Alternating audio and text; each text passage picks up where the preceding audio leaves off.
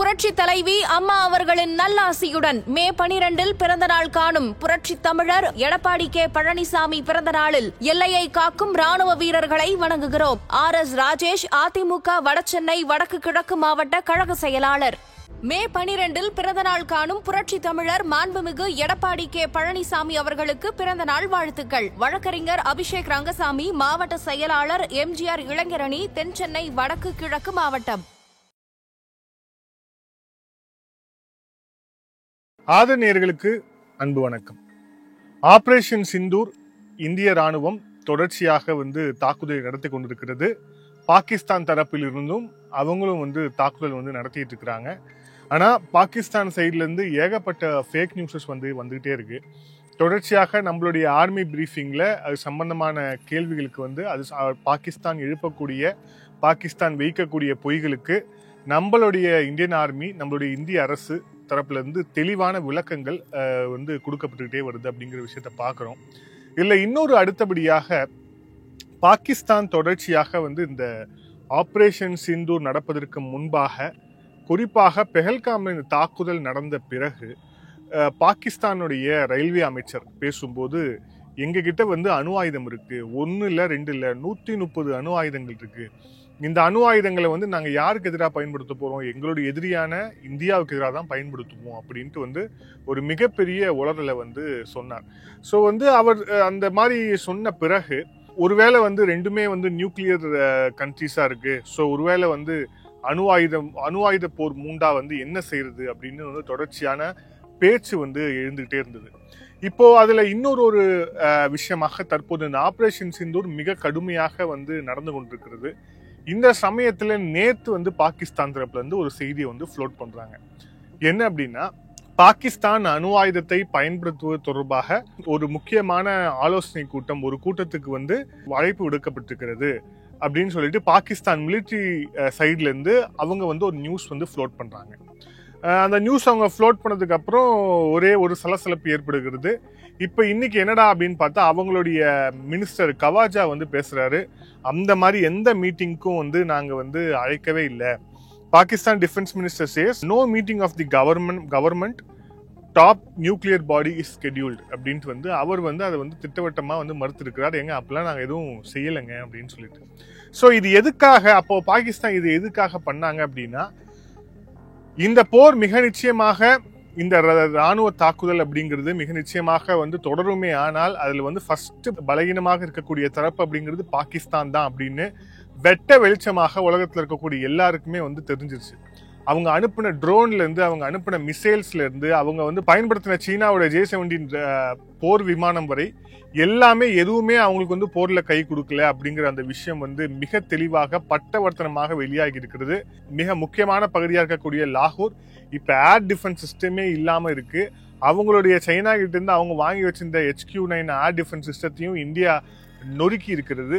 So தொடர்ச்சியாக பாகிஸ்தானுடைய பலவீனம் அப்படிங்கிறது மிக வெளிப்படையாக பலவீனம் பட்டவர்த்தனமாக எல்லாருக்கும் தெரியுது. அப்படிங்கிற அந்த காலகட்டத்தில் தான் நாங்க அணு ஆயுத போர் நடத்தலாமா, அணு ஆயுதங்களை பத்தி பேசுறதுக்கு நாங்க கூட்டம் போடுறோம், தொடர்ச்சியாக இந்த மாதிரி விஷயங்கள் சொல்லிக்கிட்டே இருக்காங்க. ஸோ இப்போ அது தொடர்பான ஒரு கிளாரிட்டி தேவைப்படுது. இந்த இரு தரப்பிலும் இந்த சண்டை தொடங்குவதற்கு முன்பாகவே ஒரு சில கண்ட்ரிஸ் என்ன சொன்னாங்கன்னா, both are nuclear equipped countries. So இவங்க மத்தியில ஒரு சண்டை ஏற்படுறது அப்படிங்கிறது நல்லது கிடையாது. ஸோ இதை அமைதி பேச்சுவார்த்தை மூலமா தீர்க்கணும்னு சொல்லிட்டு ஒரு சில கண்ட்ரிஸ் சொல்லிட்டே இருந்தாங்க. அதுல அவங்க ரொம்ப முக்கியமா நோட் பண்ண வேண்டியது, 2 பேருக்குமே அணு ஆயுதம் இருக்குன்னு. ஸோ இந்தியா கிட்டயும் அணு ஆயுதம் இருக்கு. நாம அதை சோதிச்சிருக்கிறோம் 1973 இஃப் ஐம் கரெக்ட். அதுக்கப்புறம் பொக்ரான், வாஜ்பாய் அவர்களுடைய பீரியட்ல நடந்த பொக்ரான் டெஸ்ட் ஆகட்டும், நாம நியூக்ளியர் வெப்பன்ஸை டெஸ்ட் பண்ணி நம்ம வச்சிருக்கிறோம். அது மட்டும் கிடையாது, நியூக்ளியர் வெப்பன்ஸை கொண்டு போய் செலுத்தக்கூடிய பிருத்திவியிலிருந்து, அக்னியிலிருந்து நமக்கான விஷயங்கள் ரொம்ப தயார் நிலை தான் நம்மளும் வச்சிருக்கிறோம். ஸோ நம்ம ஒன்றும் சும்மா இல்லை. ஆனா இந்தியாவுக்குன்னு ஒரு நியூக்ளியர் டாக்ட்ரின் அப்படிங்கிறது இருக்கு. ஒருவேளை அணு ஆயுதத்தை நம்ம போர்ல பயன்படுத்தணும் அப்படின்னா, ஸோ நாம எப்போ பயன்படுத்துவோம் அப்படின்னு சொல்லிட்டு நமக்கு நம்ம ஒரு டாக்ட்ரின் வச்சிருக்கோம். பாகிஸ்தானுக்கு அந்த எந்த டாக்ட்ரினுமே கிடையாது. பாகிஸ்தானுக்கு எப்போ நம்ம தாக்குதல் நடத்த போறோம்னு எந்த டாக்டரினும் கிடையாது. பாகிஸ்தான் ராணுவம் சொன்னதை பாகிஸ்தான் வந்து அமைச்சர் மறுப்பாரு, அமைச்சர் சொன்னதை ராணுவம் இருக்கும், ராணுவம் சொன்னதை ISI மறுக்கும். ஸோ அவங்களுக்கு எந்த டாக்டரினும் கிடையாது, எந்த ஒழுங்கும் கிடையாது. பட் நமக்கு வந்து அப்படி கிடையாது. நமக்கு வந்து இந்தியாவுக்கு மிக தெளிவாக வந்து நியூக்ளியர் டாக்டரின் இருக்கு. ஸோ அதுல ஒரு சில விஷயங்களை மட்டும் பார்ப்போம், எல்லாத்தையும் இல்லை. ரொம்ப எலாபரேட்டா சொல்லாம புரியறதுக்கு ரொம்ப முக்கியமான பாயிண்ட்ஸ் மட்டும் பார்ப்போம். இதுல நோ ஃபர்ஸ்ட் யூஸ் அப்படிங்கிற பாலிசியை வந்து இந்தியா அடாப்ட் பண்ணியிருக்கு. அதாவது அணு ஆயுதம் யுத்தம் அப்படிங்கிறது மூண்டுச்சு அப்படின்னா நாம வந்து அதை வந்து ஃபர்ஸ்ட் வந்து பயன்படுத்த மாட்டோம். நோ ஃபர்ஸ்ட் யூஸ் பாலிசி அப்படிங்கிறது நமக்கு மிக தெளிவாக இருக்கிறது. ஆனால் அடுத்த லைனே பாருங்க, the nuclear retaliation to the first strike will be the massive and designated to inflict unacceptable damage. So வந்து இப்போ அவங்க தரப்புல இருந்து ஒரு ஒரு தாக்குதல் வந்து நடத்திட்டாங்க அப்படின்னா அதுக்கு நாம வந்து ரிட்டாலியேட் பண்ணுவோம். அந்த ரிட்டாலியேஷன் அப்படிங்கிறது மிக கடுமையாக இருக்கும், கற்பனைக்கும் எட்டாத அளவில் பாதிப்பை கொடுக்கக்கூடியதாக இருக்கும் அப்படிங்கிறது நம்மளுடைய டாக்டரின். அதுக்கப்புறம் பாருங்க, non use of nuclear weapons against non nuclear weapon states. அதாவது அணு ஆயுதம் இல்லாத ஒரு நாடை நோக்கி நாம வந்து அணு ஆயுதம் செலுத்த மாட்டோம். இது நம்மளுடைய பாலிசி.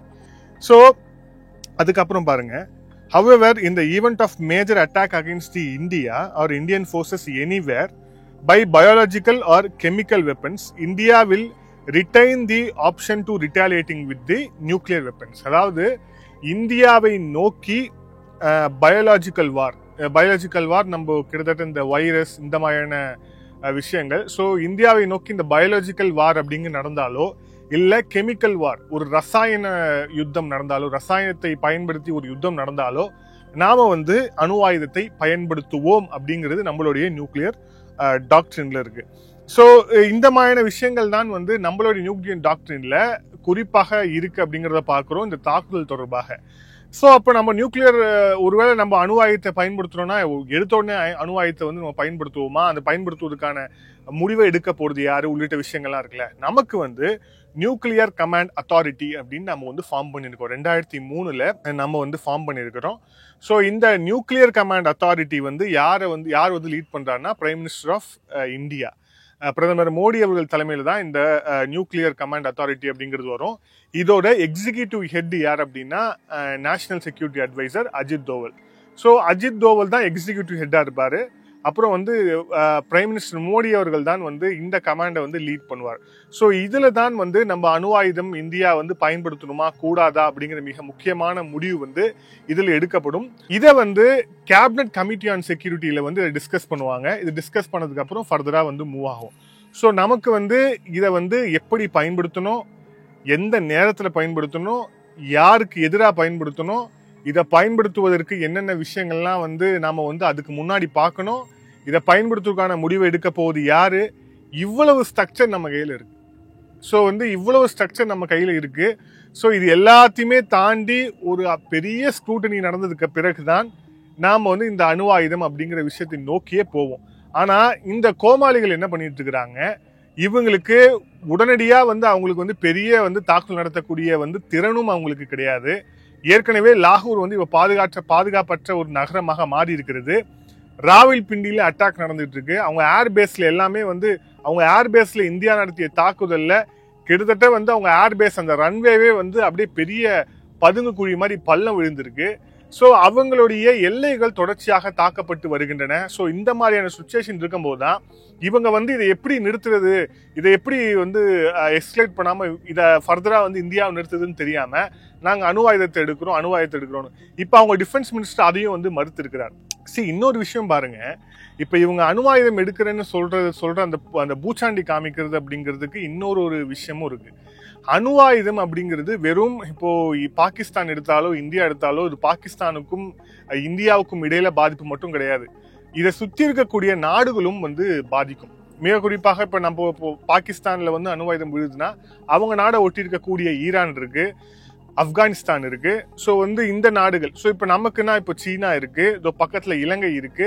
ஸோ ஒட்டுமொத்த உலகுக்கே இந்த அணு ஆயுதம் அப்படிங்கிறது மிகப்பெரிய அச்சுறுத்தல். ஸோ அதாவது இதை இன்னொன்று எதுக்கு பயன்படுத்துறாங்க அப்படின்னா, அமெரிக்காவுடைய துணை ஜனாதிபதி JD Vance வந்து தெளிவா சொல்லிட்டாரு, that is none of our business அப்படின்ட்டார். பாகிஸ்தான் அதுக்கப்புறம் வந்து இந்தியா இடையிலான இந்த பிரச்சனை அப்படிங்கிறது அது நாங்க தலையிடுவதற்கு எந்த இடமுமே கிடையாது, அதை பத்தி எங்களுக்கு கவலை, அதை பத்தி எங்களுக்கு வந்து அக்கறையே கிடையாது அப்படின்னு சொல்லிட்டு மிக வெளிப்படையாக வந்து சொல்லிவிட்டார். சோ அமெரிக்கா வந்து கை விரித்த பிறகு அதாவது கடை விரித்தேன் கொள்வார் இல்லை கட்டிக்கொண்டேன் அப்படிங்கிற மாதிரி கடை விரிச்சுட்டு இப்போ வந்து என்ன பண்றதுன்னு தெரியாம பாகிஸ்தான் வந்து திருப்பியும் கட்டிக்கிட்டு, அப்போ நம்மளே தான் வந்து இவங்களை எல்லாரையும் வந்து பயம்படுத்தி நம்ம வந்து தலையிட வைக்கணும் சர்வதேச நாடுகளை அப்படின்னு சொல்லிட்டு நாங்க அணு ஆயுதம் எடுப்போம்னு. சோ இது வந்து ஒரு பூச்சாண்டி வேலை. இந்த பாகிஸ்தான் காமிக்கிறது இந்த போஸ்டர் அப்படிங்கிறது ரொம்ப நாள் நிலைக்காது. அவங்களோட டிஃபென்ஸ் மினிஸ்டரே வந்து இதை வந்து பப்ளிக்கா வந்து மறுத்திருக்கிறார் அப்படிங்கிறத பாக்குறோம். சோ இதுக்கான எந்த வாய்ப்புமே வந்து கிடையாது. சோ இந்திய தரப்புல ஒருவேளை இந்த மாதிரியான ஏதாவது ஒரு ரோக் ஸ்டேட்டா இருக்கக்கூடிய பாகிஸ்தான் ஒருவேளை இந்த ஏதாவது ஒரு ஏடகுடமான முடிவை எடுத்தாலும் கூட சர்வதேச சமூகம் அதை அனுமதிக்காது. அப்படி மீறி அதை எடுப்பார்களே ஆனால் இந்தியாவுடைய தாக்குதல் அப்படிங்கிறது நம்மளுடைய நியூக்ளியர் டாக்டரின்லயே மிக தெளிவாக இருக்கிறது, நோ ஃபர்ஸ்ட் யூஸ் பாலிசி. அதாவது நோ ஃபர்ஸ்ட் யூஸ் அப்படிங்கிறது நம்மளுடைய பாலிசி. ஆனா அதுக்கான ரிட்டாலியேஷன் மிக பயங்கரமாக இருக்கும். அதாவது வந்து வார்த்தைகளில் வர்ணிக்க முடியாத அளவுக்கான டேமேஜை அவங்களுக்கு நாம ஏற்படுத்துவோம் அப்படிங்கறத நம்மளுடைய டாக்டரின். இது பாகிஸ்தானுக்கும் தெரியும். ஆனா வந்து இது அவங்க காமிக்கிறது அப்படிங்கிறது பூச்சாண்டி காமிச்சிட்டு இருக்கிறாங்க. சோ இதுல அடுத்த கட்டமா என்ன நடக்குது அப்படிங்கறத பொறுத்து இருந்து பார்ப்போம். நன்றி, வணக்கம்.